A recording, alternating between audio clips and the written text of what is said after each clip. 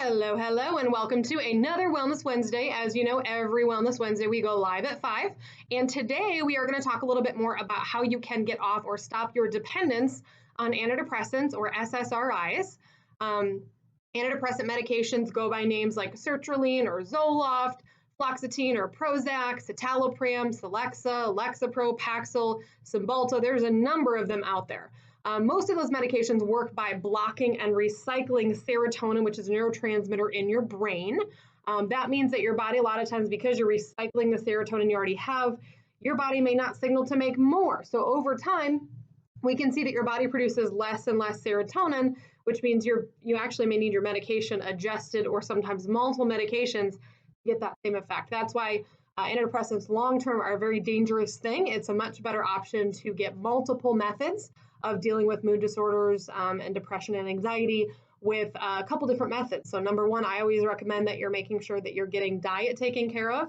You want to make sure mentally that you are talking with a counselor or a therapist so that you are working through some of the issues that may be contributing to those. I've also mentioned in the past some different supplements over the counter that can be helpful to kind of balance things out again.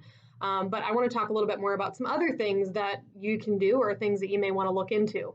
One of the things is that when you get into that loop of having to take antidepressants and you take it for a while and all of a sudden it stops losing its effect, you need to add another one or increase your dosage, that gets into a loop. And a lot of people want to know, well, how do I get out of it?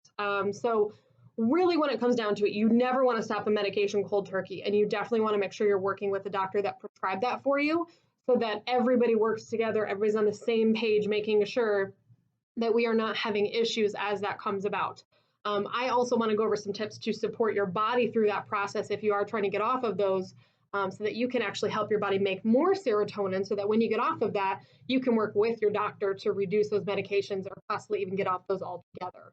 So I've mentioned in previous videos about how diet is so important at helping with mood disorders because I want to really hit home that point, because if you are not eating the right things or if your digestive system is not working properly, that can cause some big issues. So one of the big things is making sure you're eating every 3 to 4 hours. You want to make sure you're getting enough protein. So I usually recommend 0.5 gram per pound of body weight. So if you're 100 pounds, that's 50 grams of protein.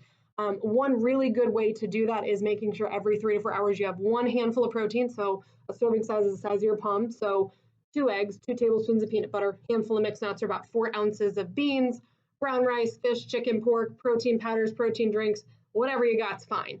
But we want to make sure we have one handful of protein, one handful of fruits or vegetables every 3 to 4 hours so we're keeping our blood sugar stable. That's also going to help adrenal function, and that's going to balance our blood sugar so it's a little bit easier on our body. If you do have digestive issues, you really need to find out what is going on, get to that root cause and correct it. Because if you are having issues where you're eating food and you're getting stomach pain or bloating, or you are getting IBS type symptoms where you're on the toilet pretty quickly or vomiting, or you notice that you're just really having trouble with certain types of foods, we need to figure out why that is. Do we have an issue in the stomach? Do we have an issue in the intestines? Do we have a bacteria imbalance? Do we actually have damage to the lining in our stomach or intestines? What exactly is going on so that we can get answers? And even sometimes you may have some food sensitivities or like an immune response to certain foods where your body starts basically attacking that food and causing inflammation that can cause your symptoms too. So in our office, typically we sit down, do a one-on-one consultation to figure out where the issue lies, and then kind of figure out, do we need testing, or are there some things we can do automatically to help your body and assist your body heal that process? So other patients may need help specifically if you're not having digestive issues. You may need help kind of balancing out and supporting your body's natural neurotransmitters.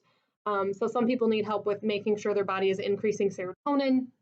Some of that is going to be diet, but some other supplements I know I've talked about in previous videos are 5-HTP, which is a serotonin precursor. It's kind of like the Lego block that your body uses to make serotonin to help with kind of your happy hormone, your fullness hormone, kind of a mood stabilizer. And then that 5-HTP also can get converted into melatonin to help you sleep. So if you're not sleeping well, there's a chance that your body may not have enough of those 5-HTP Lego blocks to make the hormones that your body needs to balance both of those areas out. Another thing that can be really helpful is Gaba. We actually have an over-the-counter chewable Gaba. It is actually a kind of calming neurotransmitter. So when we're getting worked up, Gaba kind of brings it down a little bit. So when you start to feel anxiety kicking in, you can take that Gaba and kind of prevent a panic attack or anxiety attack when those start happening.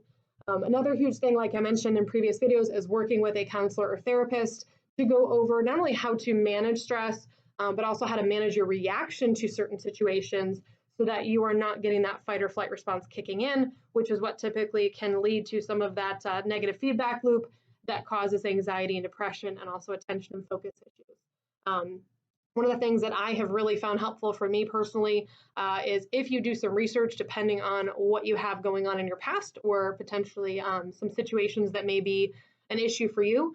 There are some counselors and therapists that are actually certified as trauma coaches, or specifically that work with you to kind of reduce that response down.